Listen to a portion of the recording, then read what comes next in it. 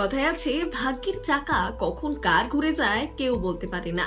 তেমনি সাইকেলের চাকা সারাতে সারাতে ভাগ্য ঘুরে গেল বনগাঁর সাইকেল মিস্ত্রির। রাতারাতি 1 কোটি টাকার মালিক হলেন। লটারিতে আজ প্রায় 20 বছর বাড়িতে রেজাল্ট মিলাচ্ছি মোবাইলে দেখছি আমি ফার্স্ট পেয়ে গেছে। তখন আমার বাড়ি থেকে বলি যে দেখো আমার বোধহয় ফার্স্ট পেয়ে গেছে। তো বিশ্বাস করে না। তারপর আমার নাতিকে বললাম যে দেখ তুই ফার্স্ট পেয়ে গেছে। তখন বিশ্বাস করে আমি মোবাইলে ফটো তুলে আমার পাশের দোকানে লটারি আছে ওই দেখালাম আর টিকিটটা বাড়িতে ফিস। দিনভর হাড় ভাঙা খাটুনির পর কষ্টে সৃষ্টে মেলে দুমুঠো খাবার। মাঝে সাঝে সেই টানাটানির সংসার থেকে টাকা বাঁচিয়ে সুদিনের আশায় কাটতেন টিকিট। দীর্ঘ 20 বছরের আশায় সত্যি সত্যি খুলে দিল ভাগ্যের দরজা। এক সাইকেল মিস্ত্রি হয়ে গেল কোটিপতি। মাত্র 30 টাকার লটারি কেটে পেয়ে গেলেন 1 কোটি। সোমবার সন্ধ্যায় ঘটনাটি ঘটেছে উত্তর 24 পরগনা জেলার বনগাঁয়। জানা গিয়েছে বনগাঁ দীনবন্ধু নগর এলাকার বাসিন্দা বাবলা দাস দিন শেষে কাজ সেরে বাড়ি ফেরার পথে কেটেছিলেন লটারির টিকিট। তখনও জানতেন না এটাই বদলে দিতে চলেছে তার জীবন। বিকেলে বাড়ি থেকে দোকানে যাওয়ার সময় স্থানীয় এক লটারির দোকান থেকে ইভিনিং এ 30 টাকার লটারি কাটেন। বাড়ি ফিরে আসার পর সন্ধে লটারির রেজাল্ট মেলাতেই জানতে পারেন তার কাটা টিকিটেই জিতেছে জ্যাকপট। দেখা যায় 1 কোটি টাকার পুরস্কারটি উঠেছে তার কপালে।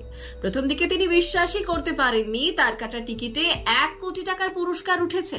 মুহূর্তের মধ্যেই গোটা এলাকায় ছড়িয়ে পড়ে খবর পেয়ে ছুটে আসেন আত্মীয় পরিজনেরা। স্ত্রীকে নিয়ে তার অভাবের সংসার। টাকার অভাবে কোনো রকমে একে একে 3 মেয়েকে বিয়ে দিয়েছেন তিনি। প্রাইজ পেয়েছেন, তাই এই কাজ কি ছেড়ে দেবেন? না না, ছাড়া যায়। এর টাকা নিয়ে কি করবেন ভাবছেন?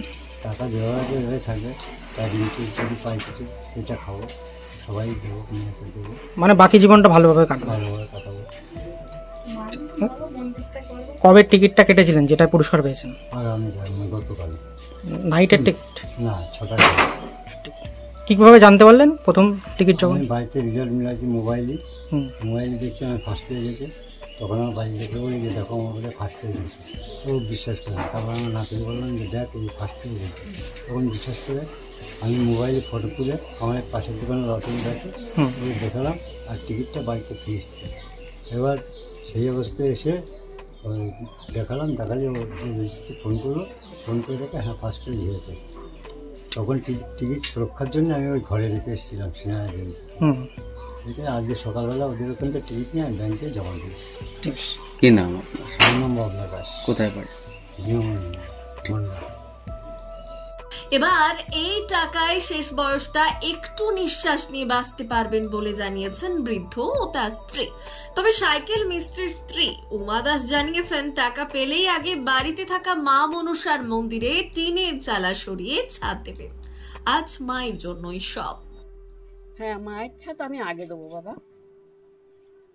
যার জন্য পেয়েছি তাকে আমি সন্তুষ্ট করবো, তারপরে নিজে করবো।